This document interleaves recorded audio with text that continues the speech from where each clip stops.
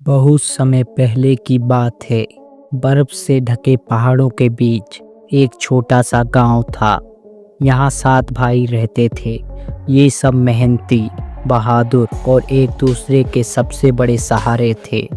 माता पिता के निधन के बाद उन्होंने एक साथ रहकर अपने घर और खेत को संभालना अपनी सबसे बड़ी जिम्मेदारी बना ली थी।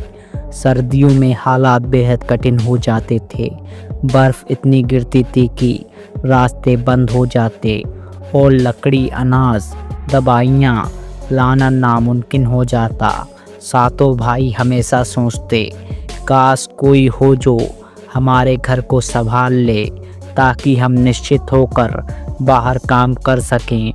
एक दिन वे पहाड़ से नीचे लकड़ी लाने जा रहे थे कि रास्ते में उन्हें बर्फ में गिरी एक लड़की मिली।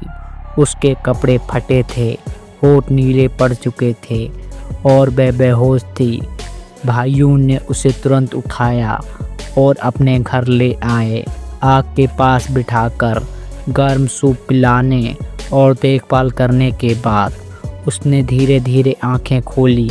उसने कांपती आवाज़ में कहा, मेरा नाम मायरा है। मैं अपने गांव से भागकर आई हूँ। कुछ लोग मेरा पीछा कर रहे हैं। भाइयों ने सवाल करने के बजाय उसकी देखभाल को प्राथमिकता दी। कुछ दिनों बाद जब मायरा ठीक हो गई, सबसे छोटे भाई ने कहा, अगर तुम चाहो तो हमारे साथ रह सकती हो। हम सब तुम्हारा सम्मान करेंगे और तुम्हें कभी अकेला महसूस नहीं होने देंगे। मायरा ने उनकी सच्चाई देखी और रुकने के लिए हाँ कर दी। धीरे धीरे मायरा ने घर को सजा दिया। गर्म भोजन, साफ सुथरा घर और समय पर सारे काम। सातों भाइयों का जीवन बदल गया। लेकिन एक बात सबने महसूस की, मायरा रात के समय अक्सर खिड़की से बाहर देखती रहती, जैसे किसी का इंतजार कर रही हो।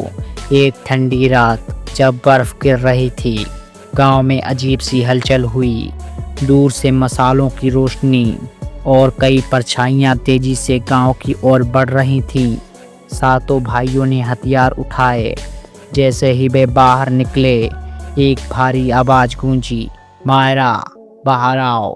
तुम्हारे पास जो है हमें दे दो, वरना अंजाम बुरा होगा। मायरा का चेहरा पीला पड़ गया।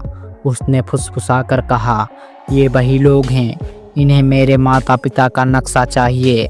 इसमें पहाड़ों के बीच छिपे एक प्राचीन खजाने का रास्ता है। हमलावर दरवाज़ा तोड़ने ही वाले थे कि भाइयों ने हमला बोल दिया। मसालों की रोशनी, बर्फीली हवा और तलवारों की खनखनाहट के बीच घंटों जंग चली। एक एक कर हमलावर गिरने लगे। अंत में भाइयों ने नक्शा मायरा से लेकर आग में डाल दिया। अब कोई तुम्हारे पीछे नहीं आएगा, सबसे बड़े भाई ने कहा। मायरा की आंखों में आंसू थे, डर के नहीं बल्कि सुकून के।